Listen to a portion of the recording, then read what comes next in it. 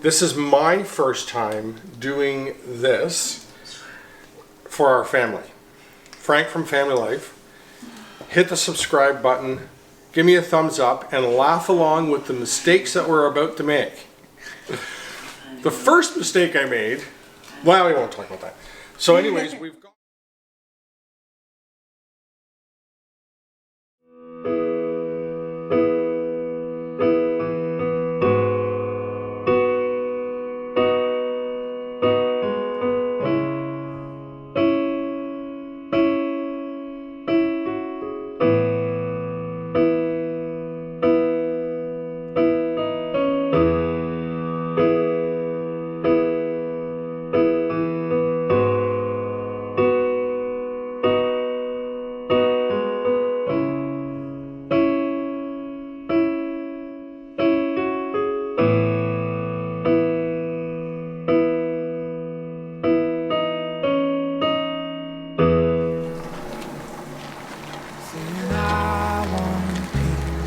Where I am now, it's the only thing I haven't found somehow.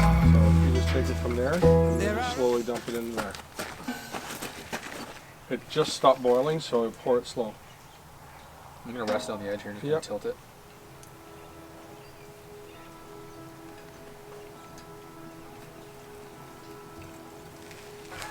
So we're doing our first pour through our strainer. This is our makeshift strainer. Need a cheesecloth. It's microfiber. It's a microfiber. We need a cheesecloth, so It seems wrong, but this will do the job anyways. This is going to do it. I'm going to do another strain anyways after this. It's been boiling off for about 4 hours. I'm down to about maybe a gallon. So it's come down quite a bit. And I think it probably needs another hour and a half, 2 hours of boil. still have a lot left. There we go. Okay, that's better. I think your strainer worked all right. Yep, look at those sediment it got out of there. That's good. Cool. So that's what we got. I'm so excited. Okay. So I have, unfortunately I didn't do a lot of video, but I'm going to do more video for you guys because this is my first time doing this for our family. I've gotten to about 5 gallons that I put into my evaporator. I boiled it off on my triple burner outside, and it took me about 5 hours to burn that off. And then I put it into a smaller pot and then burnt it some more. And I've brought it inside the house, and this is what I got to. This is my final product, a nice dark maple syrup. So I'm about to bottle it. We're gonna filter it.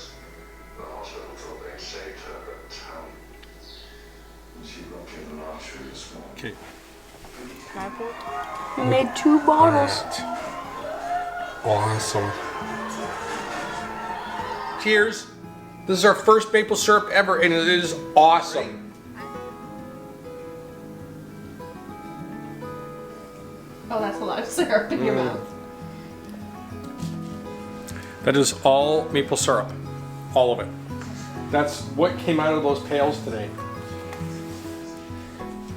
I just wanted to come and let you know, this week we had a little visit, a field trip to one of the local sugar bushes where Terry from Hoovers maple syrup farm had shown us his operation. Now I know that this is not necessarily, his operation was extremely commercial. He's got such a big setup, and he's producing a lot. And he's a large maple syrup producer, but what a wealth of knowledge this man was. So Frank and I and Eli decided to carry on and go over there to Atwood and learn as much as we could from a very, very smart teacher when it comes to maple syrup. So we learned a lot, and as just the average homesteader, farmer, farming maple syrup, it was quite informative. He knew a lot about the trees. Now his processing is extremely proficient, and he's able to get what he needs to get done on a timely manner because he is producing such large volumes. But for an average person that's doing just the pail and bucket, he taught us a lot of some of the mistakes that we had made and some of the things lessons that we could learn. So hope you enjoy the little field trip that we took this week.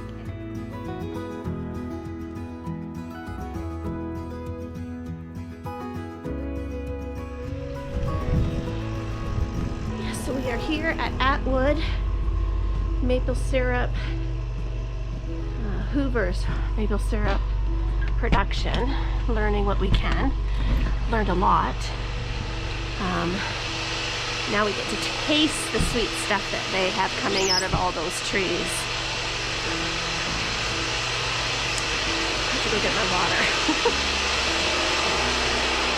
This line to the bush. So I don't need to know the exact number, but when I'm inside there, I can tell if the needle's over here or over there. And that's really, it's either like on or off type thing. Yeah. So that's just a little thing you learn. And so we have a 100-acre farm and we are halfway. Well, we should have stopped back there. But so from there to the road is 50 acres. Yeah. And then from there to the back is 50 acres. So that gives you an idea. And then we're gonna stop again halfway through the bush. Right.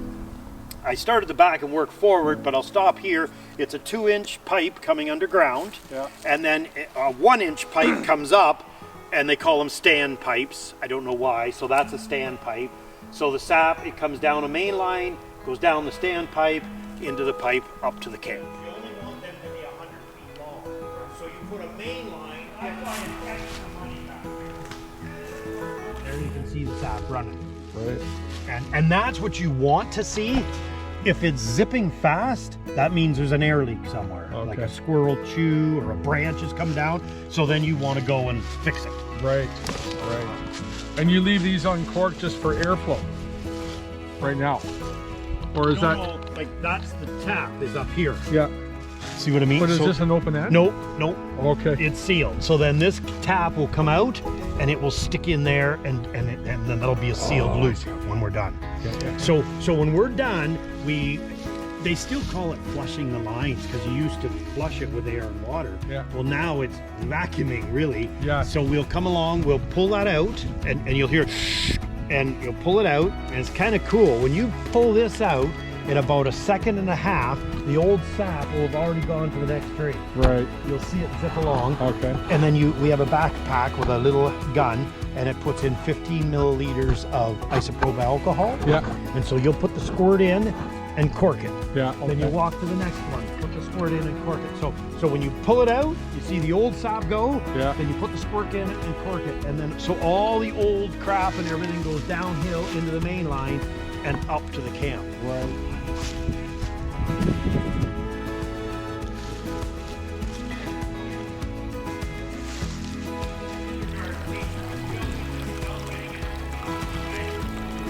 So they all come into that top little round chamber. Yeah. And then it drops into the big chamber. Okay. And then if you can see, it's kind of below that little handle. Yeah. Yeah. Then you see that circle there? When it gets to the top of the circle, it's going to trip and dump it down into the tank. Right. And I like the States version. They call that a sap dumper, which makes sense, doesn't it? Right. In Canada, we call it a sap extractor. So this is what they call a mechanical dumper. So, and it's really cool. It all works on vacuum. Yeah. So right now, there's a little flap at the bottom, and holding it closed, the vacuum's coming in. Then when it trips, you're going to hear a little thing go tsh. And all it does is it opens the vacuum and lets air in. Yeah, Just air. And just the weight of the sap drops it out. Okay. And then it'll flick, and then the vacuum will come back up, close the tap, and then it's sucking on the lines again. We have 1,200 taps coming into this back tank, which is half of our bush approximately. Yeah. And then it drops into this tank and goes up this blue line, which is called a reverse slope. And the idea is it goes reverse, like the slope is going away from us. Yeah.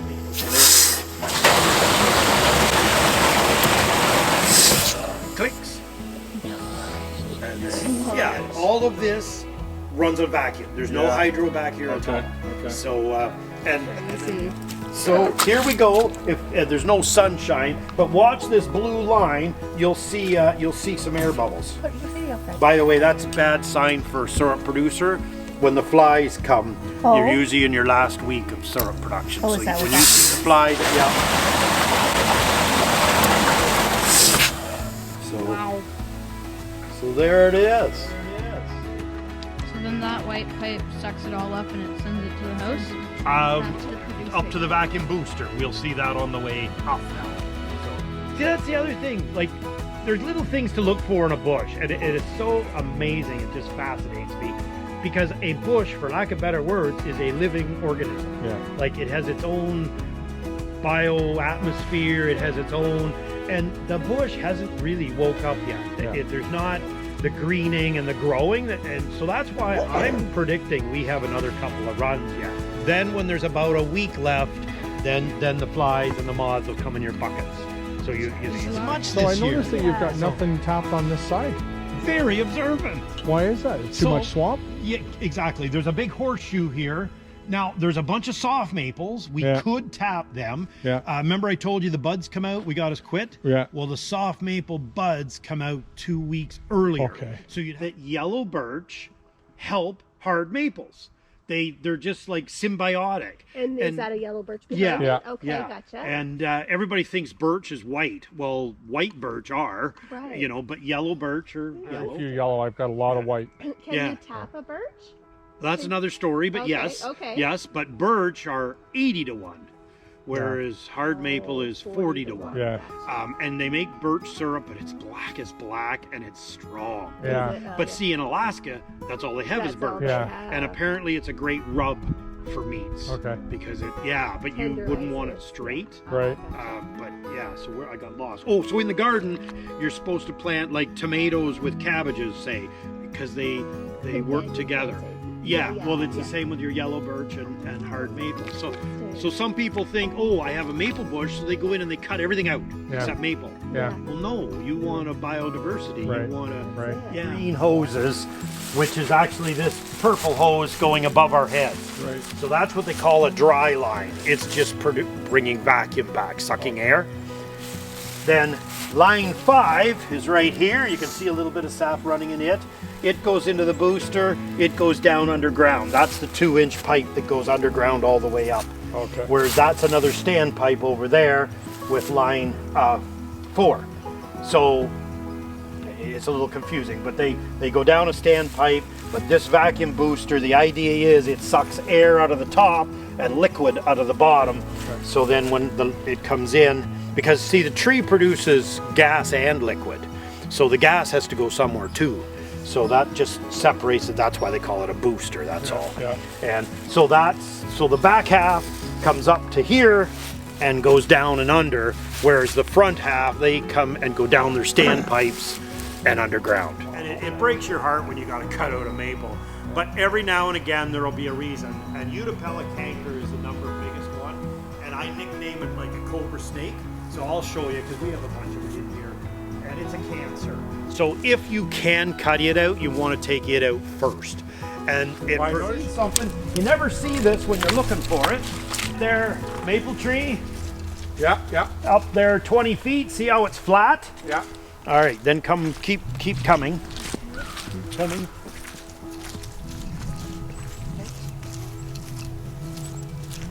Oh yeah. That's your Utapella canker. So it kind of looks like a cobra snake if you look on both sides. It kind of flattens out smooth on the back. And so it produces by spores and they go in the wind.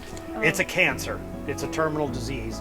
So people will cut that down, but then they leave it face up. And it'll spit out spores for 5 years after it's cut down because it's not part of the tree. It's the disease. So if you do cut it down, make sure that open part is face down in the dirt. Right. So that way the wind won't pick it up and move the spores. Because it'll just keep going from tree to tree. Yeah. And But there's another one over there. correct. You can see the Good- small good one. eye. Yep. And so what'll happen, it will eventually snap off. So the sap is perfectly fine. Yeah. The tree is still trying to live, but eventually it will die and it'll snap off. Yeah. So the higher on the tree, the more important to cut it, because the higher up, more winds will move the spores. And the other sad news, again, all these things with nature, and so that's your gypsy moth egg mass. And each one of them masses will have 500 to 1,000 eggs. So, and like there's a bunch down there, a bunch, and they love maple trees. So it's so bad. Last year we had a ton of egg masses. Yeah. Well, now this year we have a megaton. So that's why, in case you guys don't know this, that's why we can't kill the emerald ash borer, because he spends his whole life under the bark. Okay. Whereas these guys, you see, they hatch out, they eat the leaves, you put the spray on the leaves, and then they eat it, and then they die. Right. But the emerald ash borer never comes out. So that is called a sap ladder. So you'll see the main line coming into them little hoses down there on the bottom. Yeah. It goes up those hoses and out, and that's called a ladder. And the idea behind it is, if you had a big 1-inch hose like this and you stuck it in a thing of water, you could suck all day and you would never get it, because the liquid would come up and then it would drop. The weight of it would go past. So the small lines let it climb. Exactly. Yeah. And they're cheap, and boy, they work slick. And we got about 8.5. Yeah. But there again, sad to see that small. That's an ash. Like people thought the woodpeckers were killing the ash, but see the bugs in there first, then the woodpeckers going after the bugs. So yeah, we got again this swampy area. Cloudy day, no sap run. Yeah. Okay, because it's low atmospheric pressure. Yeah. They want a sunny day, which is high atmospheric pressure. So the easiest way it was explained to me is you have a hole in a tree. You put vacuum in that hole. Yeah. Now the air is trying to get into that hole, so the tree thinks it's high atmospheric pressure outside. Yeah. So then it releases the sap. And there's a prime example. The sap is running today because it's vacuum. Yeah. But it wouldn't if it was the other. Yeah, because my pails are all dry. Yep. Yeah. So that's the easiest way. And it tubing and vacuum kind of even the year out. Pails, for lack of better words, will have a really good year and a really poor year. Yeah. It kind of evens that. Right. And the telltale mark is the 45 angle cut. And that's your wild turkey. Wild turkey, so true season as well. Yeah. And then this one's maddening but cute. That's baby deer teething. And they just stand there and chomp on the line and gum it to death. Right. So, yeah. And the way we know all this is friends of ours have trail cams, you know, for hunting, and they see the deer on the shooting. And then the last one, we never get deer down. How they can run through there and not get hurt is amazing. Catch it.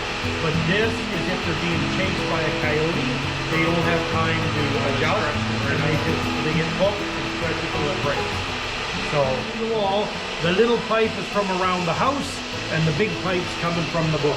Yeah. I don't know if you can see that or not, hopefully you can. So if the sap was running, which as you've seen hardly is, and so it'll come on and sap's being pumped somewhere.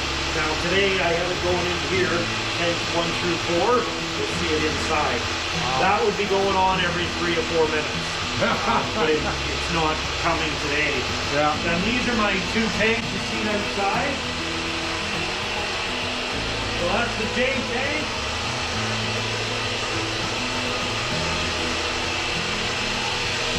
And then this is the C tank. And then this is the reverse osmosis machine. And it's not quite as loud as that, but when they're both on, we close the door to keep the noise in here. I'm probably going to dump that. It's just flushing the lines out, ready for the next run. And then this is old sap as well. The sad part is I need 600 gallons just to fire up, and we got 400 gallons 4 days ago. So like we can't do anything with it. It's spoiling. You could boil that still. I've seen it go a lot whiter than that, and you can still boil it down, but that's when you'll make your cooking syrup. Yeah. That's all. So you wouldn't make the cooking syrup, you would just dump it out? Well, for us, because we're hoping for a 1,000-gallon run. Okay. Like, you know, Yeah. So that would take up scale. evaporator time and stuff like that. Yeah. Okay. So you need 43 gallons to make 1 gallon of syrup. So that's why we always say 40 to 1. Just easy to remember. Yeah, you can put your hand down now. I was going to say, is there something I'm missing? No. So this is where it gets a little fascinating. So we take it through the RO machine. So it's just a big filter. So the water goes right through, the sugar molecules are held back. We take it from 2% to approximately 10. So 10% goes up into the shiny tank up there, we call it the concentration tank, because it's now concentrate. And the permeate, which is the water, goes up into that plastic tank. Now I need that much water to clean the machine when I'm done. So I have an overflow and it goes down into another tank, which you've seen over there, full of that water. Okay. They nickname it hungry water because it's so pure, when you go to wash a sap tank, it just sucks the dirt off the walls of the tank. So that's why they call it hungry water. So we wash anything with cold that's water good? with that. Yeah, that's great. Okay. So now our concentrate up there is at 10%.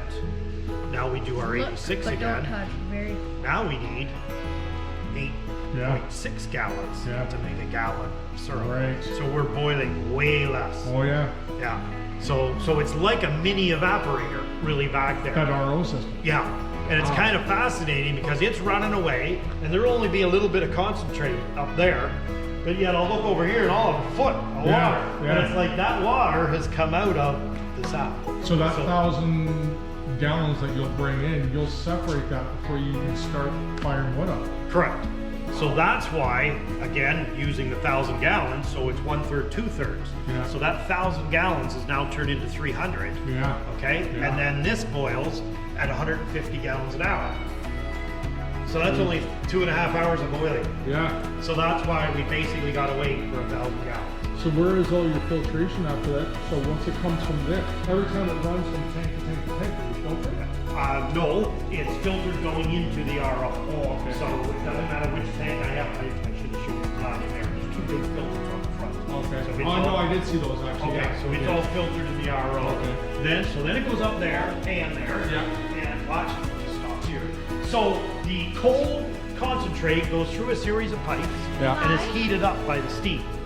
So when the hot steam hits the cold pipes, it condenses down into hot distilled water, which comes out that cream color nose. Okay. And we get 5 gallons an hour of hot distilled water, Right. which again is pure hungry water. Yeah. So now all of our syrup drums get triple rinsed with that before we fill them with syrup. Right. Again, it's just a byproduct. Yeah. So now there's a float, regulates the depth, and it's continuous feed, and that's the part that I find fascinating. The fin, it's quite the fire. Smells very syrupy. Yeah, and then if you look down, there's 2 rows of black holes at the top back there. Air blows in and it blows up through. So maple syrup, and I don't have Celsius memorized, but maple syrup boils at 7.5 degrees above the boiling point of water, Fahrenheit. So we got to know what water boils at. So everybody remembers 212 or 100 Celsius. Nobody remembers at sea level. And the airport over here says we're 1,300 feet above sea level. So just stay here. So this is what we have to do every day. So this is why, like new syrup producers, they make the perfect crop of syrup today. Well, then when they boil tomorrow, the temperature changes. Yeah. And they can't understand what happened. So today is 28.76 atmospheric pressure. Water boils today easy at 210 even. So then we have to add to that 7.3. Yeah. So 217.3 is maple syrup today. Yeah. Okay? Well, yesterday we were taking it off at 217.4.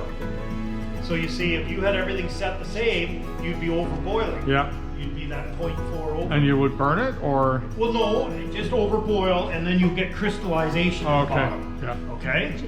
Which is Yeah. what I got. Yeah. With nothing wrong with crystals, add some hot water to it and stir it up, and you're Yeah. good to go. Yeah. But that can change by 5 points, 6 points. Yeah. A day like today, where it's pretty even, you don't worry. But if it started out perfectly sunny this morning and went to a thunderstorm tonight, the valve, and then it comes off, and then when the temperature drops, it'll close the valve. So it Right. automatically, this pan is actually over there with the boiler. Right. So then it goes through the filter press and into a barrel, and then we put it away. Okay. A day like today, we put this pump in, and it's pretty cool. It's air pressure, so air blows in and filtered air, I must add, because you don't want any debris. Air goes in, pushes the syrup up and into here, and that's how we pump it out. Okay. And then we heat it So up this to is a- 180. I was gonna say, Yeah, this is a full. finished product, Yeah, in but here. you Oh, have to so reheat that's it for 180 for bottling. Correct. Yeah. So we reheat it, refilter it, and then we're going to see the boss working inside. Oh, okay. So that's how, yeah, because every time you want to hot pack wherever you can, because bacteria is in the air, and so when you hot pack it, there's always that little air cavity at the top. Turn it upside down, turn it back. That sterilizes the air cavity, and it gives you a better seal. Okay. So the only way you can get rid of that white is to make sure that you've got your pressures correct, so that you're not overboiling. Yeah. That white crystallized. You don't want to overboil or underboil too, because see, if it went the other way, you know, like today, for example, let's suppose it had gone up higher. Like we've taken off at 218 already. So if you were taking off at 217, now you've underboiled it. Yeah. And if you had a choice, underboiling is worse than overboiling. Because underboiled syrup produces mold more. Right. Because it's watery. Right. You see, at 66 bricks, it's what they call free water. So all the water is used up. So there's nothing for the mold to live on. Okay. But at 65, there's available water, so that the mold can live on that available water. Okay. Filter press, then he'll pump it over here. Right. He'll explain the grading and stuff. I had taken over my job. I'm sorry. And then you're basically at 100% maple syrup, ready to rock. Oh yeah. So we got our finished product. We got you that far. Yeah. So then we reheat it. Goes through. Oh, sorry. It goes in that pan. Okay. So then it goes through the filter press, and then back into the pan on that far hook. Okay. And then we hold the hook up, and then we just sample. Okay, out of the hook. Yeah. So then it goes in the water to cool it quick. We have a sample in here. Let's see how close we're at. I hate doing this with the public watching, in case it's wrong. Yeah, so there you go. So that's a little high. So we're aiming between 66 and 68. Okay. So this is just a digital refractometer. We have this is another refractometer here. Sad part is, these are like $400 or $500. Yeah. What is it called? A refractometer. Now, the good news is I only need... Eli has found a friend. I don't know if you can see this through there.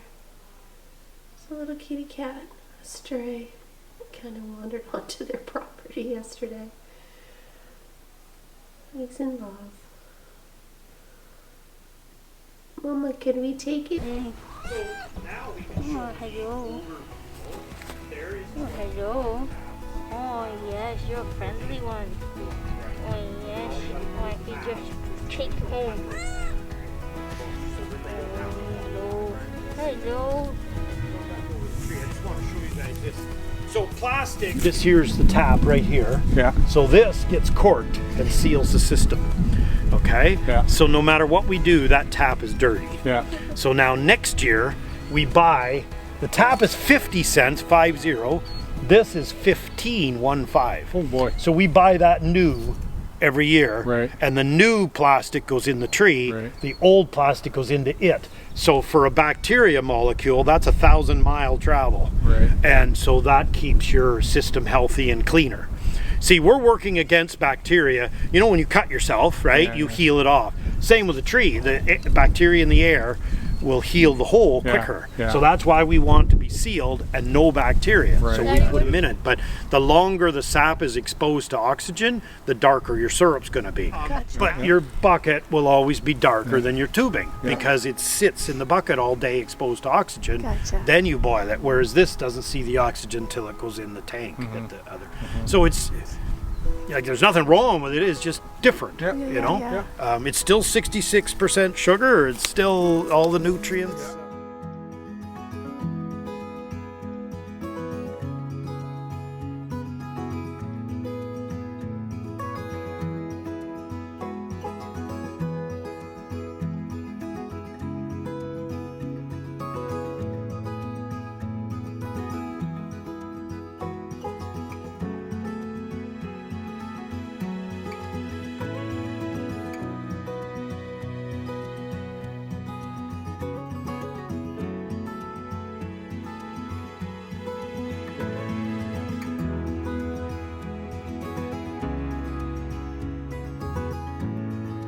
Okay guys, thanks so much for watching. I hope you guys enjoyed that tour as much as we did. We learned so much.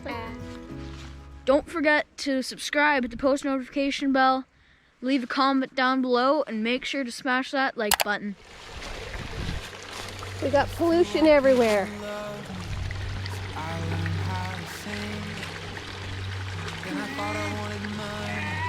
You know what it was from? Dad. No, well, possibly, but yesterday was so windy. This could have easily... It could have easily blown it off the road, actually. Daddy, can you grab that? No! You can no. Let's just say, You can say what? just keep stacking. Hold it like that. Yeah, don't lick that. Okay, girly, let's go. Let's go check out my garden. I gotta get some horse poop on it. The future never came. Tried living in the past, but never did quite